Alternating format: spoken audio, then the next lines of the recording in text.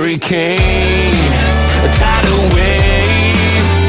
Essence perfect, life looks brilliant, give me more of this. I'm out of control, about to blow, and I've been caught in the undertow. So toxic, but I can't get enough. You bury me, bury me. Yeah, you bury me, bury me. You've got me hypnotized. Push me out of myself. You've got me hypnotized. Whoa, I can see, I can hear, going crazy by the light. It's got me hypnotized. You're never gonna look back, 'cause damn, I was built to last. You move slow and I move fast, and that's facts. Only I can make a change. Slowly take a step today. I will never be the same, 'cause that's what it takes.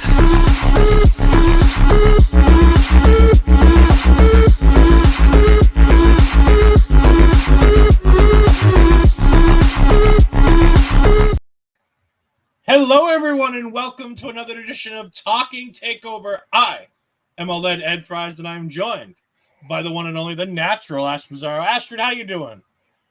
I'm still waking up from my nap, so I'm a little Wendy Chu right now. How are you? Oh, no. The Wendy Chu effect is in full effect. Well, Yay. You know what? I'm excited that the Wendy Chu effect is in full effect because we finally hit this watershed moment. We've been talking about these NXT takeovers so far, and most of them are ho-hum. The first three takeovers are fine. There's some good matches, but it's mostly like a 1 or 2 match card. Or, oh, that was a moment that happened. That was cool. Mm-hmm. They've kind of gotten the idea of what they're doing. 3 takeovers in, 3 official takeovers plus a rival are in the books. And we're here for episode 4, as we call it, NXT TakeOver, Our Evolution. Boy, they loaded this with stars. In comparison to everything we've seen, this thing is a star-studded masterpiece. This is where I feel the beginning of Black and Gold starts. This is the moment where Black and Gold really gets its kickoff. Mm-hmm. Do you agree? I feel like it is, just because I feel like now it kind of happened like the way it kind of happened with us as we're watching 2.0. It just took that little bit for people to like know their characters, like how to like go about them on screen. Because obviously I know how to wrestle because I've been wrestling and like probably like shows off screen. But I think this is when they finally realized we're characters that now we had to develop and like to continue on in these stories. And I feel like now is the point where they're like, okay, now we have to figure what we're going to do.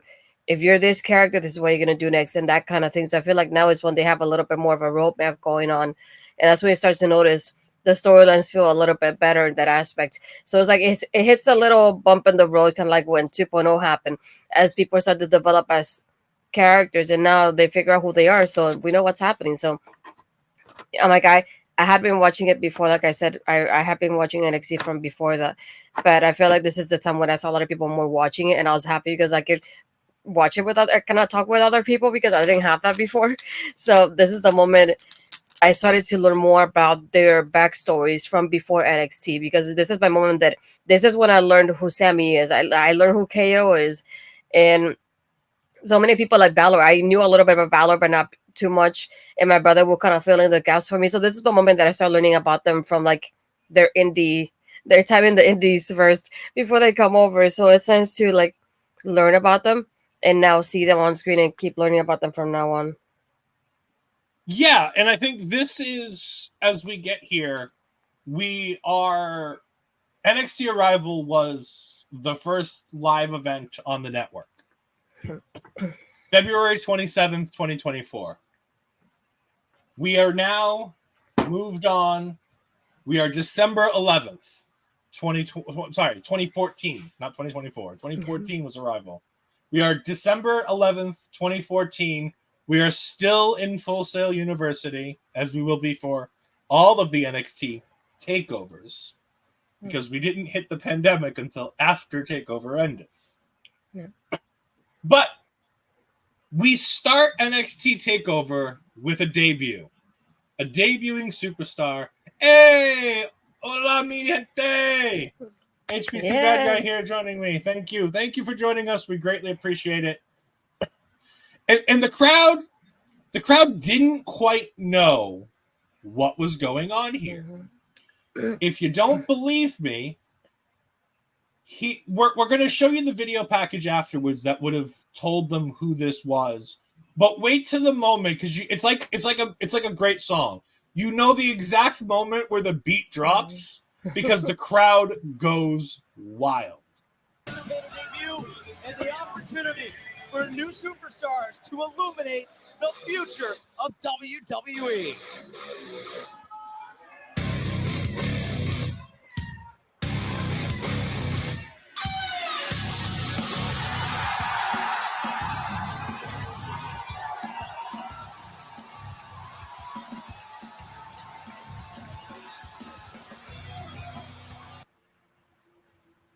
That's a great moment for Kevin Owens there. But before they put anything up, nobody had any idea. The moment that first drop beat hits, now everybody pops because we know that's Kevin Owens. Yep. But before this, the only thing that the NXT audience knew was this KevinOwens. This is like when AJ debuted with like the part that they put the camera to Roman and they didn't put the camera to the Phenomenal. For my family wasn't to work in a warehouse or an office, but to fight people. I have fought tooth and nail for 14 years to get to the WWE. Now that I'm here, I will fight anyone and everyone because that's what I do best. 30 seconds into this vignette, and there's 30 more seconds, and we don't need it because it's more of the same. In those 30 seconds, you know everything you need to know about Kevin Owens. He is a fighter, and in fact, he will call himself the prize fighter going forward. But fight Owens fight. From the moment he debuts, even before he debuts, he's wearing the Fight Owens shirt. They know the direction the moment that vignette is going out. This is where we're going with Kevin Owens. This is what we're doing with Kevin Owens. And it just felt a little bad that it took so long into the song to where the graphics, and you can even see it in the corner of the screen because you can't. They have the camera on the crowd as he's getting ready to come out, but you see the flash of light off camera that you see all the graphics pop up because the screen was black until that moment. And that's when the crowd pops. And the crowd popped big because this is the NXT crowd. This is that hardcore indie crowd that knows about Ring of Honor. This is that crowd that knows about New Japan. This is the anti-WWE. I don't want to say the anti-WWE crowd. They watch more than just WWE. These people watch TNA Impact.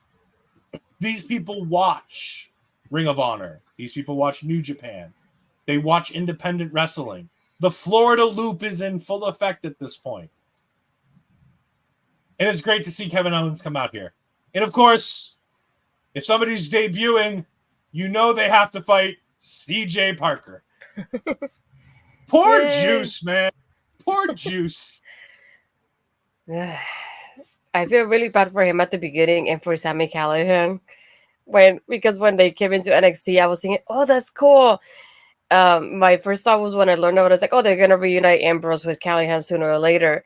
And then all of a sudden, there's like, he comes up like Sami as the hacker. I'm like, what the heck is this? But I feel like with CJ, at least you saw him quite often, even though he was in squash matches. But it is a matter of like that character was not exactly him or what he wanted to be, you could tell. And like the crowd really loved it with the signs and everything like that and the music and kind of making fun of him that way. But aside from that, there's not much in there that we could do. What we had.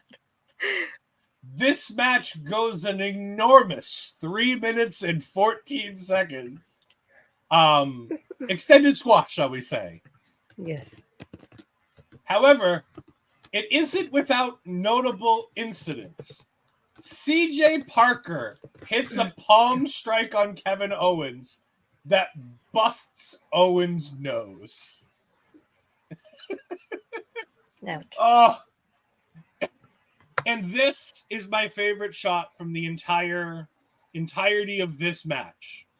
There's no better shot than Kevin Owens standing over over CJ Parker with this bloody face. Just, oh. Mm-hmm. Kevin was perfect from the word go. They knew exactly what they were doing. Triple H was on his Triple H shit this night, let me tell you. But again, there's really nothing to talk about with this match because it's not even about this match. It's not about anything. This is to let the audience know that Kevin's here. Kevin's a fighter. He's a friend of Sami Zayn.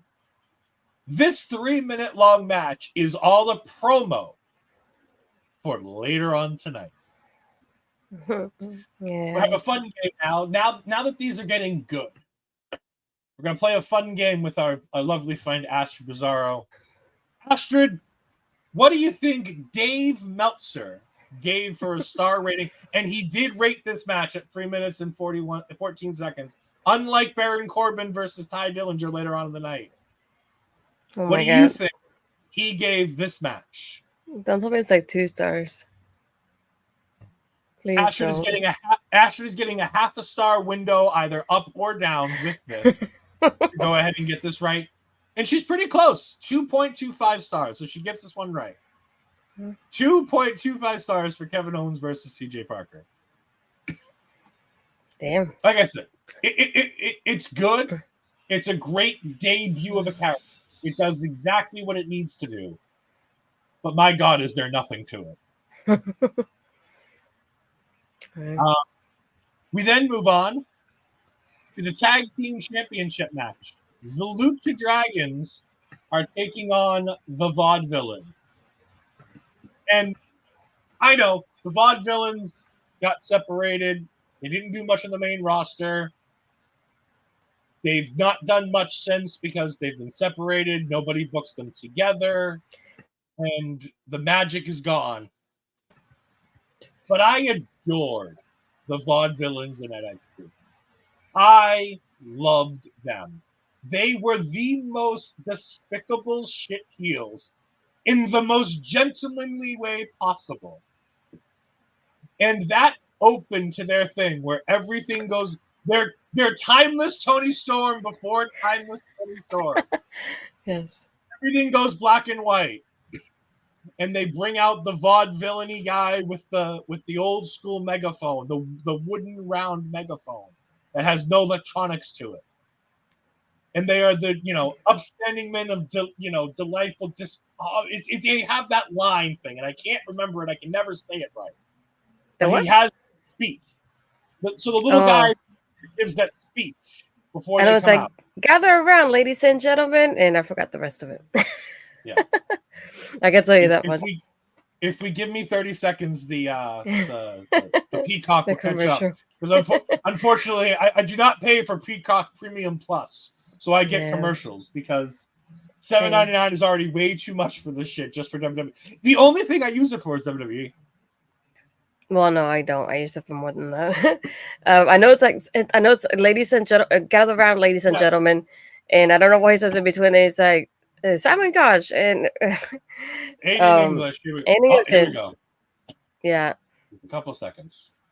Video package. What I like more than anything with them is that presentation, because you see it, like you said, from the black and white to like the entrance to like the way they walk to the ring and everything, and just like the timing of it. I really enjoy watching, and it's just the entrance alone is entertaining. Yep. I mean, we got the Lucha Dragons in the ring. Right there on your screen. Champion. A proven commodity here at NXT.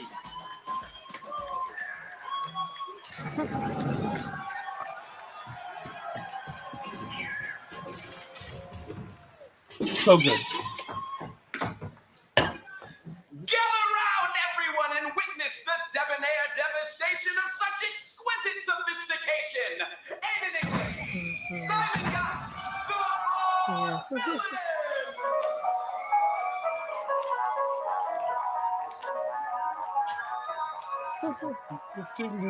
Guys, the Vaudevillains call themselves the It's so good. It's so good. They are delightfully assholes. And they're delightful assholes the entire match. Yeah. What did you think of this tag match here? The Lucha Dragons versus the Vaudevillains. I enjoyed it, and to me, the fun part is, do you think because of the Vaudevillains, the way they are, that they're gonna have the advantage? But my favorite part is like when the Lucha Dragons that do a dive outside and they take out Aiden. By Simon is just standing on the kind of like on the little corner outside, and he puts Kalisto in the ring, and you think he's gonna take advantage of the fact that he just took a bump versus he was on the side just standing there. And all of a sudden, Kalisto does Salida del Sol, and they win. I was like, oh, shoot. It's one of those moments like it goes by so fast. But I really enjoy that finish because you kind of think of like they're going to take advantage of it, and they actually don't. And then Kalisto ends up taking it, which is so fun to watch. And Salida del Sol, I love that move.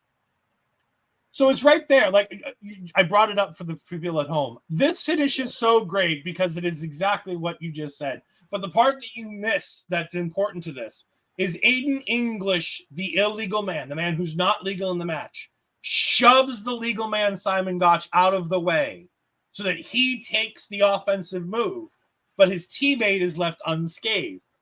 And to me, that's just so delightfully smart. Like, it's brilliant. He's like, these guys crash and burn. Simon's like, oh, well, okay. And the evil heel's like, I'm going to roll him in the ring and hit my move and get the win. And like you say, he gets ready to pick him up, and then bam, out of nowhere, SDS, Salida del Sol. 1, 2, 3, and the Vaudevillains lose. But it's perfect. It sets up a rematch because the Vaudevillains can go, we would have beat you, and they can go, well, we did beat you, so you're back of the line, chumps. But it's such a perfect way to end it. Our first time seeing the Vaudevillains, like I said, I loved their gimmick. I thought it was great. Vince had no idea what to do with it. Again, like everything in NXT, Triple H made something fun that I think could have worked. Not long-term, not years, but there would have been a year-long run as the Vaudevillains on top in that tag team division. With the Usos, with the New Day. Like, there's room for these guys to be a primetime tag team with some great tag team wrestlers. Unfortunately, Vince got his hand in the cookie jar, and that didn't happen. This finish is so creative and so good. It's hard to complain about because it just does the thing. They have a half-decent match. The match ends in a really interesting way, setting up more story for the next time. Astrid, what did Dave Meltzer give this tag team title match? Oh, this is the one I was trying to guess off, and you didn't tell me. Well, you said 2, and I wasn't going to tell you if you were right or wrong before we were on the air. This again is as the same as Kevin Owens, 2.25 stars, 2.25 stars from Dave Meltzer for this one. Even though this tag team match goes 6 minutes and 40 seconds, twice as long as the opening match, and it gets the same rating. Why? Because the Kevin Owens story is slightly better. We then get our wonderful friend Baron Corbin. Baron Corbin comes out, Lone Wolf. Ty Dillinger comes out to the non-10 music. I hate it. It's generic. It's awful. Yeah. It needs to go. The next time we see him, I pray to God he is a perfect 10. Because right now he's only about a 5 here. Yes. This match ends in 41 seconds, and it only ends in 41 seconds because Baron Corbin gets caught up paying attention to Bull Dempsey on the outside of the ring. Bull Dempsey on the outside of the ring. Yeah. Oh, boy. We're getting to that. Did you know Bull Dempsey was in the dark match for this show? I think I remember that, yeah. Yep. Bull Dempsey was in the I forget who it was. It was actually a big name star who did the job to Bull Dempsey in the match. Obviously Dave Meltzer, hater of fun, gives no rating for this match because it only took 41 seconds. I give it 3 stars. I love a good squash match. I especially love a good Baron Corbin squash match. As the crowd chants the time till they get to 30. After 30 seconds, the crowd gets bored and stops chanting the time, which takes a star off of it for me because, come on, crowd, you're better than that. But they're Floridians. They can only count to 30. Moving on. What? How dare you? Is that untrue? Can people in Florida count for over? It's more than 30. Come on. Oh, here we go. Bull Dempsey was beat Steve Cutler.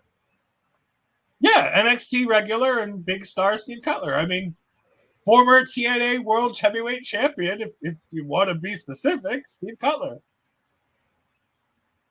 Wow. He'll be forgotten son, and he certainly is forgotten here. Yeah. It's very warm in my house today because it was like 60 degrees.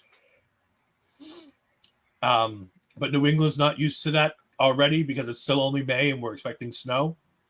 So we haven't got ACs and stuff in, so it's very warm here. We get a backstage segment with Sasha Banks, not Mercedes Moné, but Sasha Banks, with Becky Lynch preparing her for her match tonight against Charlotte Flair. And Sasha's wearing a shirt. It's the Charlotte merch shirt. If you're going to do it with Flair. But instead of Flair, she has painted over it like a boss. Sasha could never get enough attention. She still can't. She still thinks she's the biggest deal in the world. I mean, she is. She's not. She's not. She is not the biggest deal in the world. She's still not even in the top 5 of current best women's wrestlers in the world. She's not even in the top 5. On. Disagree. Well, before we get there, we do have one more tag match on this card. It is the Ascension, Konnor and Viktor. We've talked much about the Ascension. They've been format staples, shall we say, on the NXT TakeOver things that they're the only people other than Sami Zayn and Adrian Neville to have been on each NXT TakeOver to this point.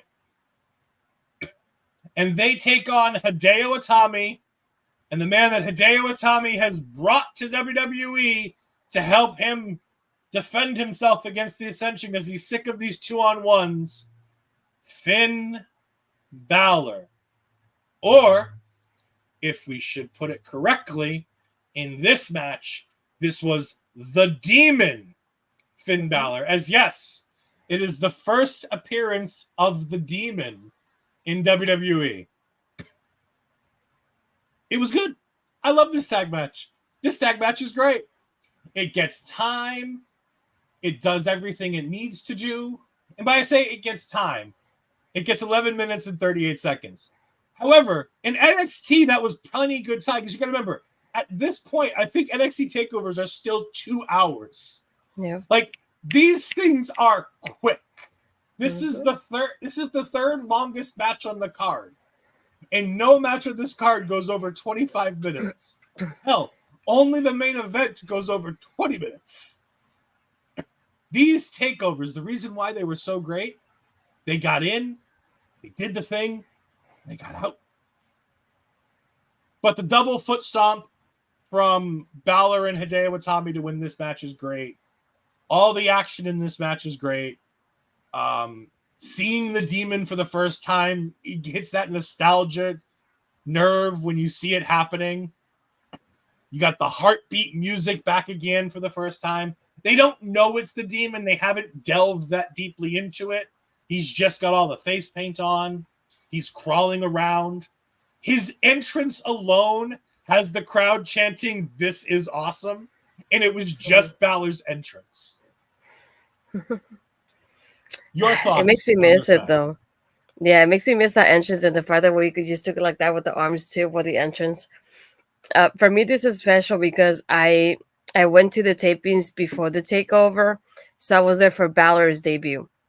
And when it says when the entrance goes Prince Devitt and it changes to Finn Balor, that and at that time I didn't know much about him, but I knew he was part of Bullet Club. I just didn't know to what extent.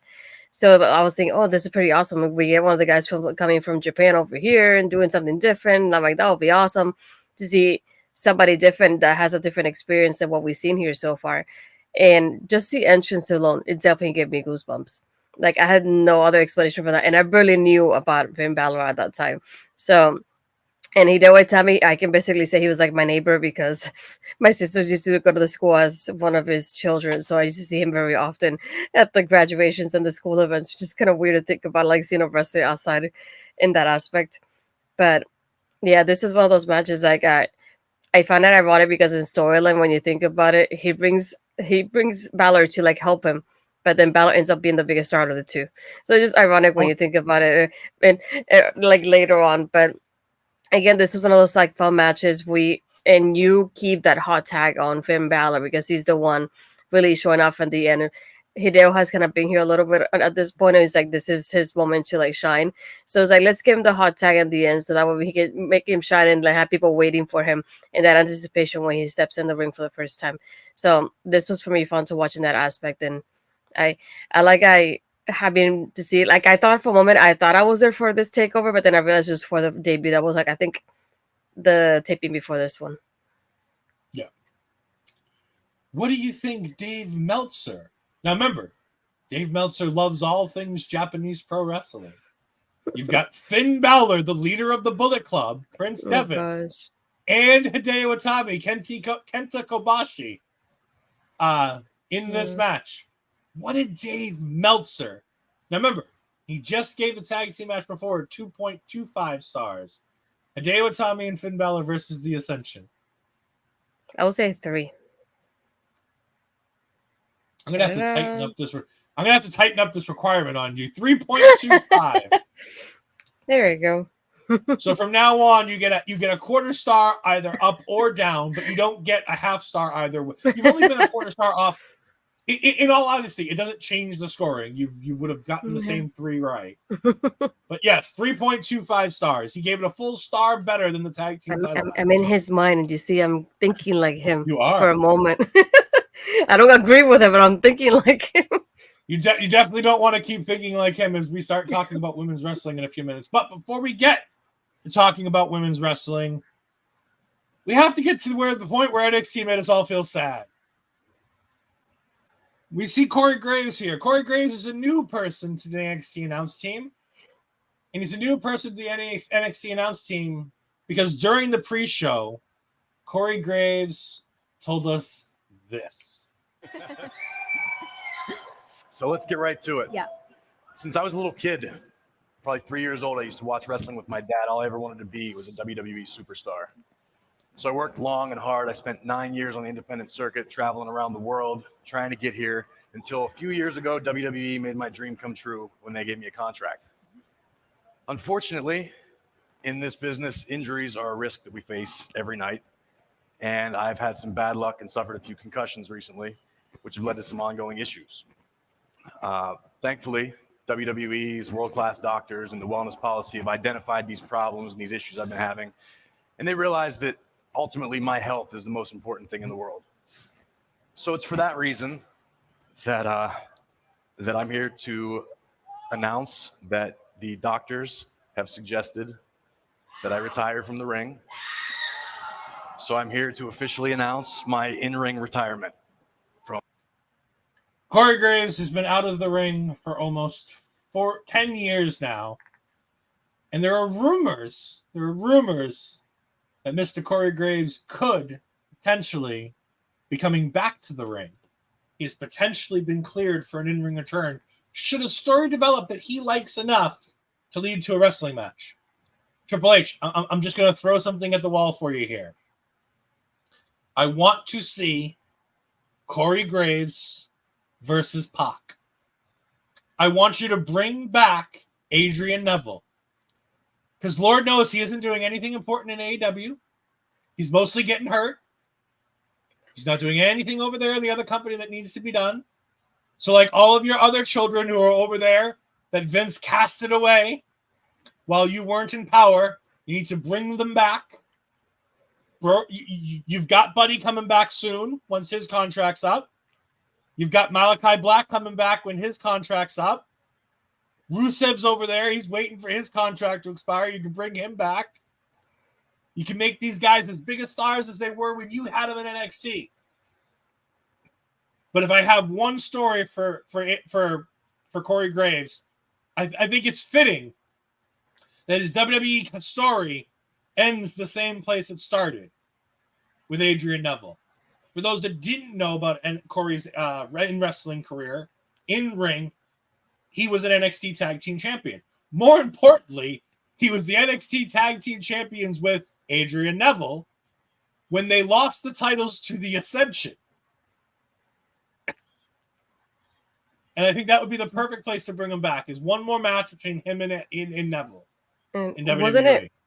I don't remember if it was Neville or if it was Corey that had the tag team titles with another guy before. I forgot his name. Neville. It's either AJ Gray or Austin Gray or something like that. Gray, yeah. Gray. Yep, I remember his that. last name was Gray. Yeah, Gray and Neville were the inaugural tag team champions. They lost it to the Wyatt family. And then Graves and Neville beat the Wyatt family to win the tag titles and then lost them to the Ascension. Man, Adrian Neville and Corey Graves smack dab between two teams that should have been WWE's future, with the Wyatt family and the Ascension. And I still believe to this day that if done properly, that would have been the future of the NXT tag team division with the Ascension. I really do. And I want to put a disclaimer: that lady screaming in the background was not me. Okay, I was not there. It was totally even Astrid. Though I'm like, it hurt me, but it was not me. I promise you that. It hurt me inside because I was crying as this was happening, but I was not there. Just so you guys know. Sure you didn't. We then move on to the women's championship match. Again, 6 matches, only one women's match. But remember, they hadn't invented women yet. WWE hadn't invented women. Are you gonna skip the Roman interview? Oh, fine. We will talk. I didn't want to talk about the Roman interview, but we will, because I have it queued up just in case, because I thought you'd want to talk about the Roman interview. So, Astrid, why don't you go ahead while it rolls behind us without any audio? Go ahead and talk about Renee Young talking to Roman Reigns. It feels like there's like a baby Renee and a baby Roman at this point.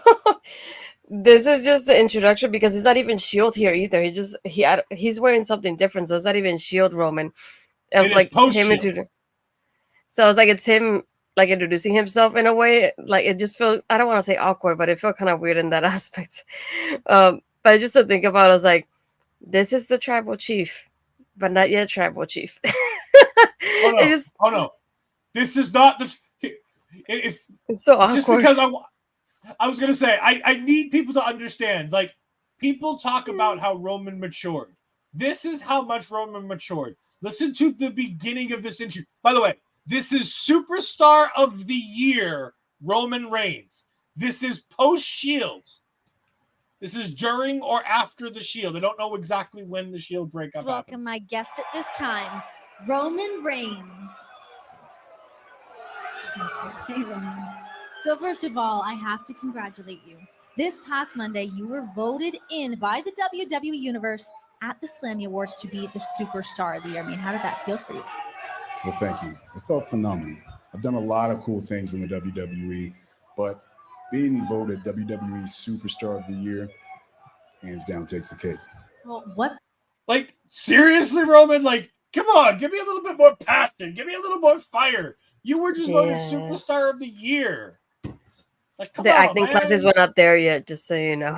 No, he absolutely did not have those acting classes yet. And the contacts were not there either. The great contacts either hadn't made our appearance at this point. No, he's still got green eyes here. No great contacts yet.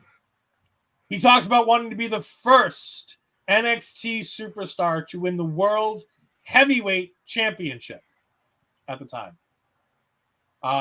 Yeah, this is a bullshit interview. It was fluff. Like, people forget, like, okay, cool, it's Roman Reigns. Remember, Roman Reigns was nothing in NXT. He was never Roman Reigns. I don't think Roman Reigns ever actually existed in NXT. I think Roman Reigns was a name given to him during the Shield. Because if I remember back, as much as I remember, it was always Liaki. Yeah, the name Liaki, he had yeah. in NXT. Yeah, Roman Reigns, I then think he started more so with the Shield. So yeah. We then get Charlotte Flair backstage with Ric Flair when we used to say, oh, look, it's Ric Flair. And now we go, oh, look, it's Ric Flair. God, times and have look, changed it's in 10 Charlotte's years. father. It's Charlotte's father at this point. But we get to the NXT Women's Championship match, Charlotte Flair versus Sasha Banks. This match goes 12 minutes and 12 seconds. Do you feel like it got shortchanged at all there, Astrid? 12 minutes, 12 seconds? I say no in this aspect because the girls didn't have the experience needed to do a longer match. So I was like, that's the only reason why I would say no. If not, if it was for me, I would have said yes, give me more Sasha and Charlotte at any time. But at this point, I know they had experience, but I know Sasha has a little bit more experience than Charlotte. But still, at this point, I don't think they could have done more than that. It's just this is just basically like a good introduction to them, and I would have left it like short and sweet the way it was. And it's like, to me, this is one of those like timings that I don't mind the timing it got there because it's what I needed. Again, second longest match of 6 matches on the card, semi-main event on a 2-hour show. Like, it's not like they got 3 minutes and 14 seconds like Kevin Owens and them got, and everybody else got more time. The women got plenty of time. So in terms of, did they get main event time? No, but they also weren't the main event. So if you're the main event, you get main event time. Otherwise, you have to run short. Nope. I like this match. It's exactly what it's supposed to be. Sasha Charlotte has always been one of the better 4 horsewomen matches that are out there. It's not the best 4 horsewomen match that's out there. That is still going to always be when Bayley takes on Charlotte. That is in ring. That is always going to be the best 4 horsewomen match that you can put on. Is those two. Bayley and Charlotte are by far the best in-ring athletes for the 2 4 horsewomen. Becky is clunky. She's got more charisma than most. But then again, and with those, I still don't think she has that much charisma. I think it's Bayley and Sasha. To me, it's the one that always, no matter what the story, not only the story that they have, plus everything in the ring, I feel like it had something a little bit different there. In this aspect, though, I really enjoyed the chemistry they had. And like I said, it's like they're just like babies at this point. That's how I see them. So I don't expect them to really do too long of a match. But my favorite part was definitely that ending because having Charlotte doing that natural selection, which we barely get to see nowadays, and to do it from the top rope, it was beautifully done. She did incredible here. I feel like I like this version of Charlotte more in NXT because we get to see a little bit more from her. And not only that, but I don't remember particularly in this one, but I missed like the whole, like, I want to say the presentation, I guess, with the entrance, because the way she used to walk down, do a little handstand or whatever, and go in the ring that sort of way, that entrance, we don't get to see it nowadays. And it, at the same time, I like how she looks better when she's simple. And look how simple her attire is in here compared to what she has now. So there's so many aspects of this character and this persona that she has here that I enjoy more. And she does a lot more than what she does in the ring nowadays, especially with the natural selection that I like how she does, and I miss it. And it's like, it doesn't matter if she does it regularly or from the top rope, it still looks amazing. So it's one of those moves that I really miss and what we're like her doing. So that's why I like about this match. It's like those moments that we get from Charlotte that we don't get to see now. Yeah, Charlotte was a lot more willing to take chances. She was a lot more she's not less athletic now, but she showed off her athleticism more than she does now. Charlotte is by far the most talented in ring of all 4 the Horsewomen. She is going to When all is said and done, she's going to have more title reigns. She is going to be the most decorated member of the Four Horsewomen. She will always be the most recognizable name of the Four Horsewomen because of the last name. It's not necessarily because of her, but because of her last name, where she will be the most decorated of them all. However, I will agree that I don't think she has the crossover appeal that the others do. Becky and Sasha especially have already started making inways to have crossover appeal. And I think Bayley could too. I think Bayley could do what Sasha and Becky have done.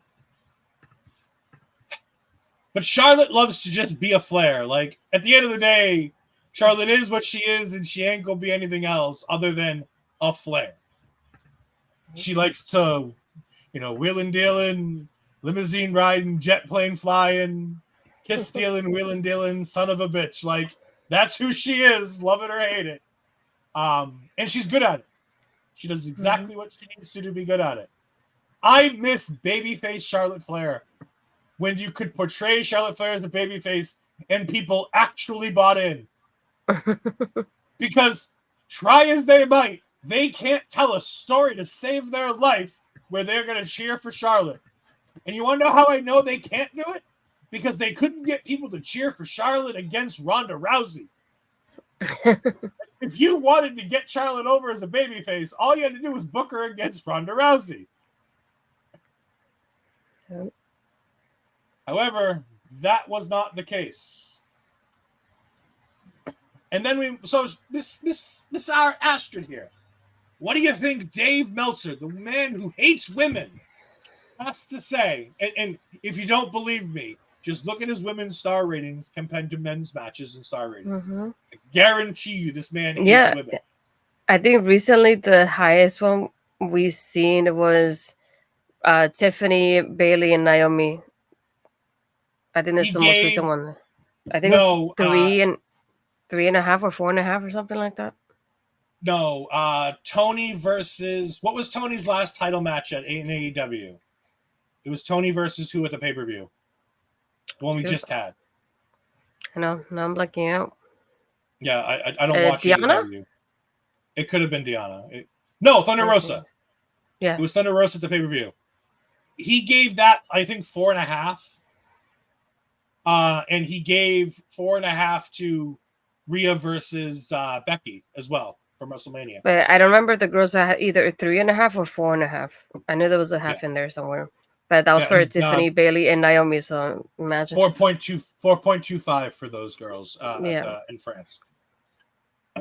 But way back in 2014, when he still hated women and he didn't think they could wrestle, what do you think? And that's not me. That's what Dave Meltzer thinks.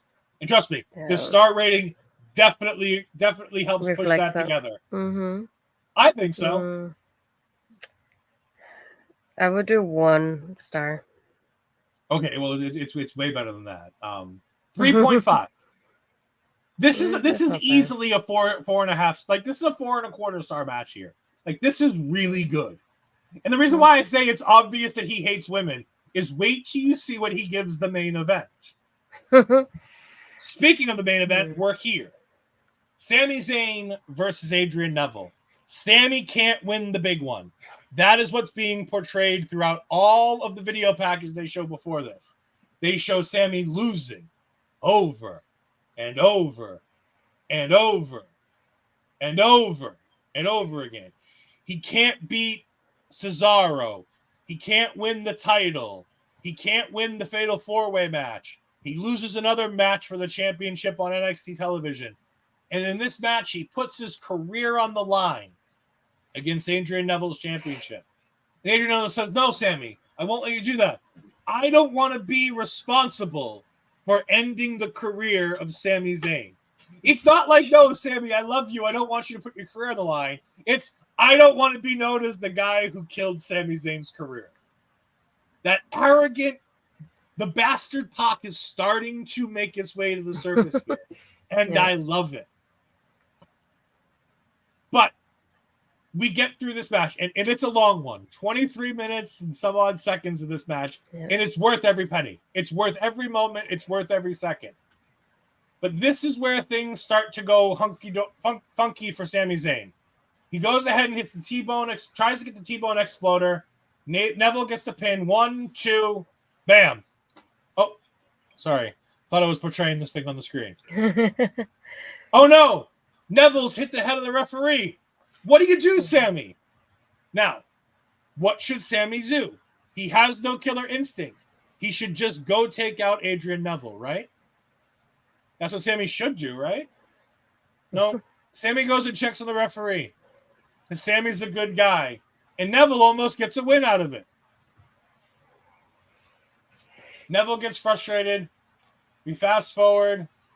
He brings the championship into the ring. The ref's down again.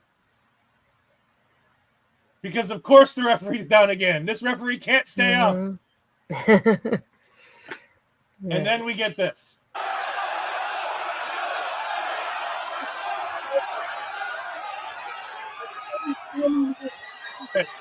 As Sami picks up the NXT championship. He thinks about it. He looks at it. Oh, Sami, no. The video package talked about Pac saying you just have to go and do it. Whatever you got to do, Sami, you just need to do it. Don't think, just do. All right, well, Sami's going to hit him with the title. He's going to do it. God, this takes forever. I forget how long this takes, but it takes forever. While he's thinking, we'll go ahead and say hello to our good friend Bobby Munson. Hi, Bobby. How you doing? Thank you for stopping by. Sami can't do it. He tries to. He doesn't. He does. He doesn't. He can't think of it. Come on, Sami. Make a fucking decision. We're running out of time, Sami. Come on. If I had one negative, is that this segment takes a bit too long. This one spot here, where it's the back and the forth. He puts the title down. Pac rolls him up. 1, 2, kick out. And Sami's pissed. Sami's not happy. Corner exploder. Sets up in the corner. Thinks. Bam! The kill shot. 1, 2, 3. We have a new world champion in NXT. Crowd is very happy. Sami's obviously very happy. It's a happy moment. What did you think of this whole match? Like I said, the ending is really the only part that matters in this match. That last segment there, that last 4 minutes, is really all that matters. Yeah, I just hate the part of like having the referee go down twice. I was like, I would have done it just once. That part just annoys me. And like you said, the part that it takes too long to get there, I'm like, I get forwarded like 30 seconds and he's still waiting. He's still waiting there for it to happen. But what I like about this match is if you usually look at the matches, Adrian was really quick with his matches. He has that pacing. But in here, he really slows down Sami in such a way that he's like, I'm not giving you the opportunity to gain any momentum. And he slows down the match, or like the beginning of it, it's really slowed down. And it definitely feels weird for a Neville match for it to be that slow at first. It took me some getting used to when I saw it being that slow at first and in the pacing of it. And it just Neville being like, no, I'm not gonna give you a chance here at all. I remember around this time, because I was so naive with wrestling, though, at the same time, it's just when I see those title versus career matches, I kept thinking, oh, there goes Sami. Sami's done. I'm going to cry at the end of this match. That kind of mentality. So when he wins, I was even more emotional because I was not expecting him to win. Not only that, but I guess we'll talk about it now, too. It's just having the celebration here, too. Like everybody in the ring that you see in the background. It's just amazing when you think about like the names of who they are now. You see like an FTR in the background. The Ascension is there. We'll get there. I want to do one thing. Forward. She's one of my least favorite people in all of NXT, but she is here live, so we're gonna go ahead and back up 10 seconds here. I want to get enough time to get the bar away. But Sami talks to the championship.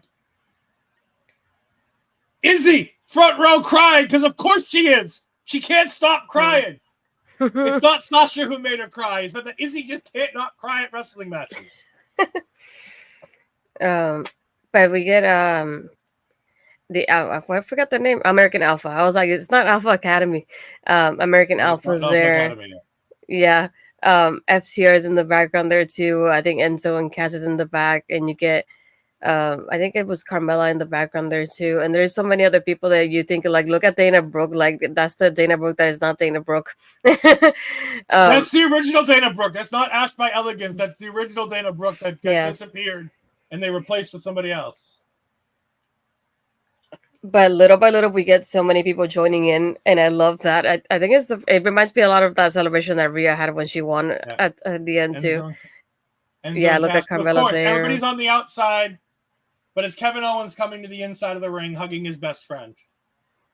It's such a wholesome moment. You got Enzo and Cass, the not so wholesome people, they're in the background. There's Carmella, there's the Lucha Dragons. For any of you who might not, Sami Callihan is there. For any of you who don't know, my Twitch profile picture is from this moment. There's a moment where they go over the back of this shot later on. Angelo Dawkins and Elias eventually end up in like the front of this crew. Mm-hmm. That's my Twitter profile picture is Angelo Dawkins and Elias.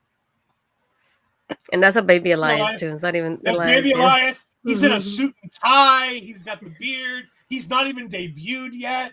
They're still trying to figure out what to do with him. Oh, Angelo Dawkins in a red suit. There's no Montez Ford here. Yes, nothing yet. Buddy Murphy's out there. Buddy Murphy's tag team partner, the other guy, I can never remember his name.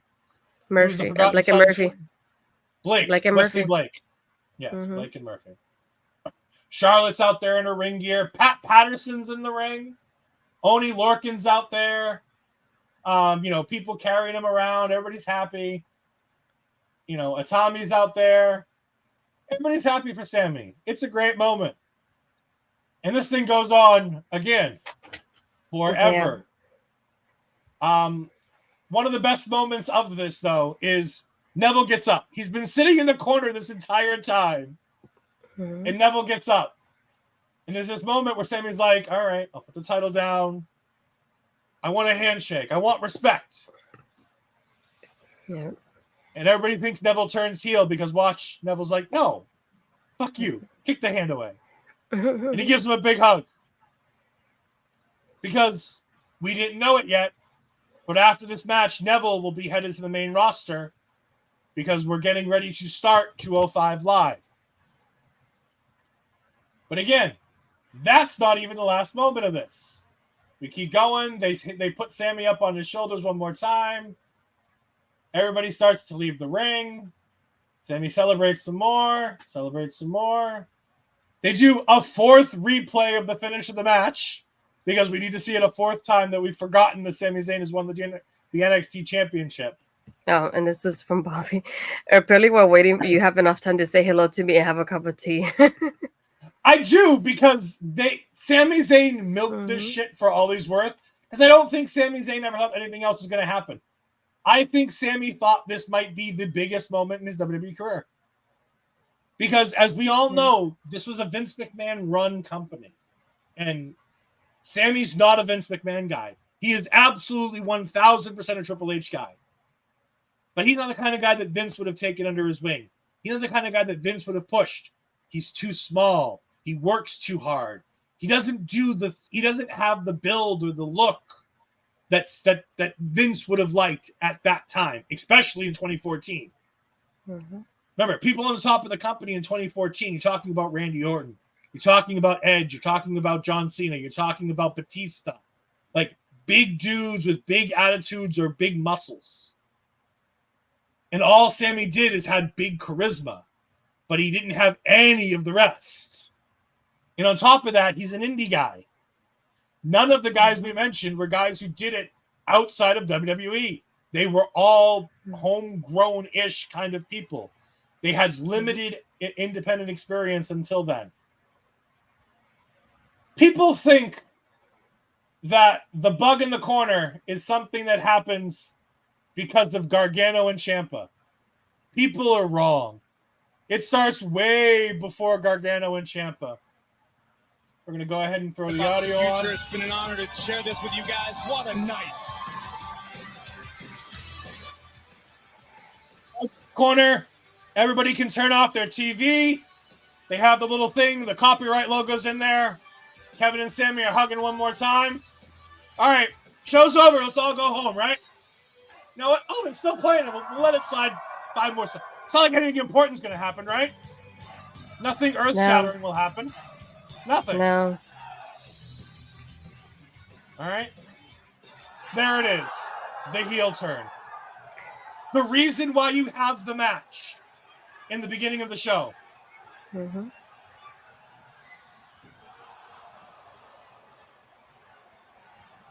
This tore my heart in pieces. Oh, yeah. Absolutely ripped your heart out. And like I said earlier, I didn't know much about them at this point. I just knew that we're best friends here, coming together to make their dreams come true. Like, that pretty part of the story, I knew. But then, the moment that they get out of the ring, the way he's holding Sami by the neck, I had a feeling already. But as they're sitting on the apron, they're not even completely out yet. Sitting on the apron, the way he holds him by the neck, I thought, oh no, it's happening. It's happening. He has enough space. And then he kept moving. I was like, okay, no, it's not happening. And then he grabs him again by the neck in such a way. I'm like, okay, it's happening. It's happening. Let me close my eyes. And then, no, it's not going to happen. Okay, we're good. The copyrights part is happening. Okay, we're safe. And then it happens. I was like, no. The best part of commentary lays out, too. Like, Corey Graves says goodnight for the night. Yeah. You can basically hear commentary put their microphones down. They're done. The whole heel turn happens in complete silence, except for the audience at the show. It's one of the rare times Kevin Dunn got it right. We victimized Kevin Dunn so much for so many rightful reasons about so many cuts and everything else.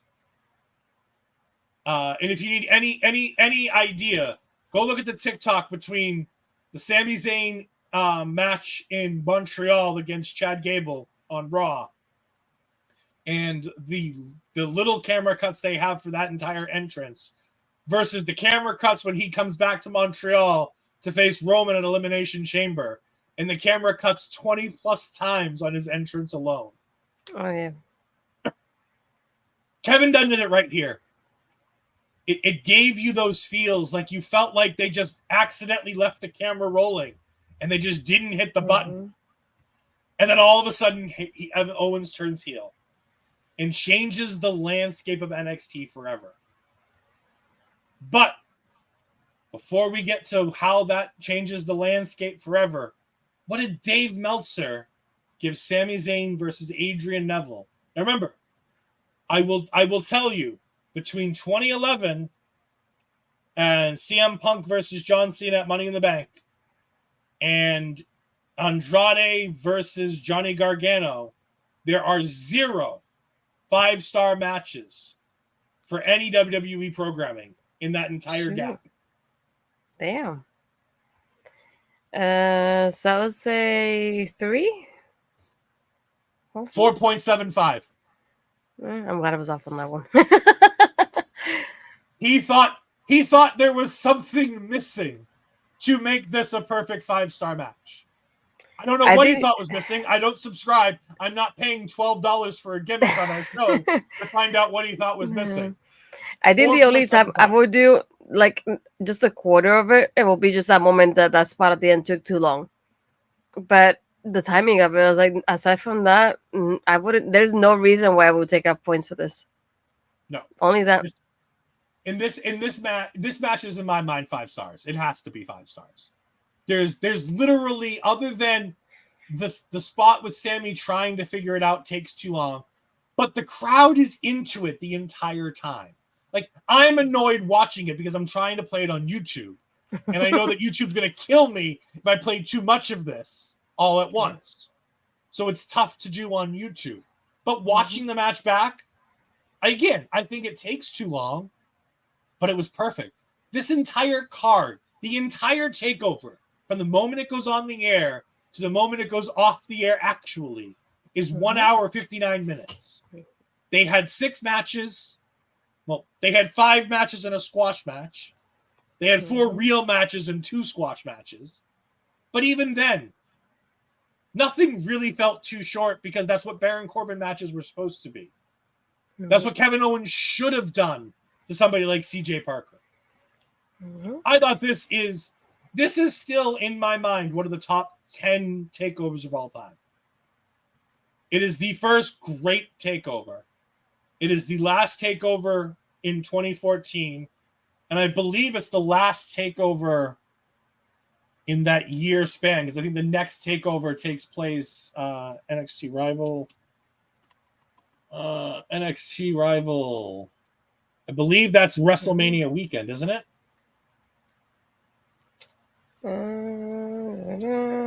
February 11th, 2015. Okay, so it's almost a year from the first one. By the way, I do love Full Sail attendance. 400 plus people considered a sellout. See, AEW, you can sell out an arena and still be legitimate about making sure that you have it in a small enough arena to sell out. You don't have to cordon off half of your show and claim it's a sellout. Anyways, Ashley, what did you think of the entirety of the show here? I don't know.